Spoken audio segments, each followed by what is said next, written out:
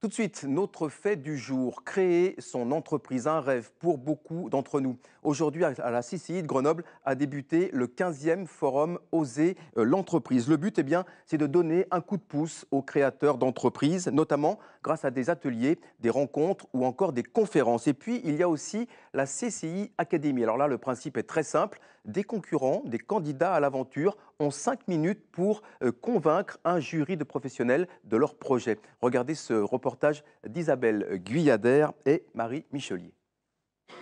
J'ai donc rencontré Sandrine. Chronomètre en main dans les coulisses, elles s'entraînent une dernière fois à l'exercice. 5 minutes, pas plus, pour présenter leur projet. Je l'ai rencontré. On n'a pas bien le choix, de toute façon, ça nous fait un bon exercice aussi, puisque derrière, on va rencontrer d'autres partenaires, qu'ils soient bancaires, pays voironnais, par rapport à des prêts, des subventions. Sandrine a une associée qui va la seconder dans son exposé. Étonnamment, elle veut rester anonyme.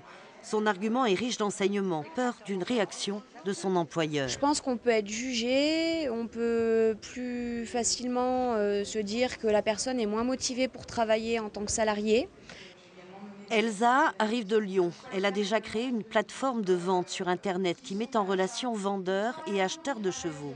Nous, on n'est plus dans la phase de projet, on est dans la phase de jeune entreprise, puisque Agoral existe depuis juin 2011. Maintenant, il y a d'autres phases de développement à venir et des actions commerciales à financer. Restauration, commerce équidé ou crèche, 3 créneaux sur lesquels le jury aura le dernier mot. Il y a un potentiel énorme derrière. La délibération est effectivement très compliquée puisque, comme vous l'avez vu, il y a eu 2 groupes de faits. Un groupe de banquiers, je m'excuse de le dire, qui ont été extrêmement sécurisés par des dossiers et qui voulaient des dossiers sécurisants. Et un groupe de quelques entrepreneurs qui ont dit mais non, il faut favoriser un dossier complètement novateur. Mais les banquiers se défendent de frilosité.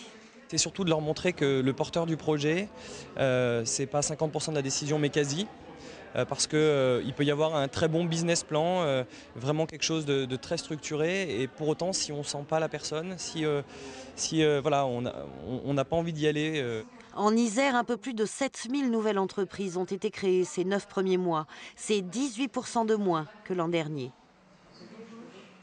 Oui, avec nous sur ce plateau, Jean-Pierre Gillet. Bonsoir. Vous êtes vice-président de la CCI de Grenoble. Merci d'être avec nous. Alors, première question. Créer son entreprise, on l'a vu, ça fait rêver, mais ça fait peur aussi. C'est parfois difficile. Le but de ce genre de forum, c'est justement de rassurer un peu les candidats à l'aventure.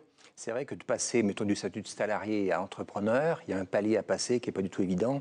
Et c'est avec l'intérêt du salon qui dure 2 jours, donc aujourd'hui et demain, c'est d'apporter l'ensemble des réponses aux questions que peut se poser un repreneur d'entreprise ou un créateur d'entreprise avec 50 personnes qui sont là pour présenter un certain nombre de choses, enfin des exposants, 35, je dirais, exposés sur différents sujets, et vous traitez l'ensemble de la gamme pour créer ou reprendre une entreprise. Donc c'est vraiment le rôle, le cœur même du rôle d'une CCI, d'être près de ces entrepreneurs potentiels. L'entreprise est vraiment au service des entreprises, et c'est vraiment, je dirais, le rôle ou la mission d'une entreprise d'aider notamment les créateurs et repreneurs, les PME et les PMI. On n'a pas besoin d'aider les entreprises du CAC 40, elles ont ce qu'il faut, le moyen qu'il faut. Donc on est vraiment très centré pour aider les entreprises de tout niveau à progresser et à augmenter leur part de marché. Alors on le disait, c'est passionnant, c'est exaltant de tenter de créer une entreprise, mais c'est aussi un peu effrayant. Et puis il y a la crise, on l'a entendu dans le reportage, moins 18%. Vous le ressentez justement, cette crise qui impacte un petit peu les vocations? On le sent, les chiffres, les faits sont là. C'est vrai que c'est plutôt un peu le commerce qui est effectivement touché, mais je dirais que ce n'est pas, c'est un point de passage, un petit creux sur le moment, mais on pense quand même que globalement on a, notamment dans le bassin grenoblois, des tas de jeunes entreprises qui veulent se créer ou qui veulent reprendre des entreprises, qui ont vraiment le savoir-faire et qui auront effectivement l'envie de faire. Donc je pense qu'il y a un creux qui passe et ça devra reprendre à mon avis l'année prochaine. C'est vrai qu'on a vu aussi un exemple dans le reportage de cette jeune femme qui souhaite garder l'anonymat. Elle est salariée dans une entreprise, elle souhaite monter sa propre entreprise, mais elle veut être anonyme. Est-ce que ça veut dire que peut-être il y a une peur de la part des salariés de dire à son patron, voilà, j'ai envie moi aussi d'entreprendre? Peut-être qu'il y a une certaine peur. Peut-être que les conditions ou l'environnement de l'entreprise ne sont pas favorables à ce type d'éclosion, ce qui est quand même dommage. Je pense qu'on a intérêt à avoir dans son entreprise des gens, comment dire, qui soient forts à l'intérieur, qui ont envie de faire des choses. Et je dirais, si un talent quitte l'entreprise, peut-être qu'on pourra faire du business avec eux demain, ou on en trouvera d'autres. Donc je pense qu'il faut être très ouvert à ce genre de choses. C'est important pour la France. Très rapidement, M. Gillet, une dernière question. Quels sont les secteurs porteurs aujourd'hui et demain? En quelques mots. Alors, on voit beaucoup de choses qui se font il y a beaucoup de start-up qui vont démarrer sur les technologies effectivement nouvelles. J'avoue, je n'ai pas trop le détail sur la partie qui est la plus importante qui soit.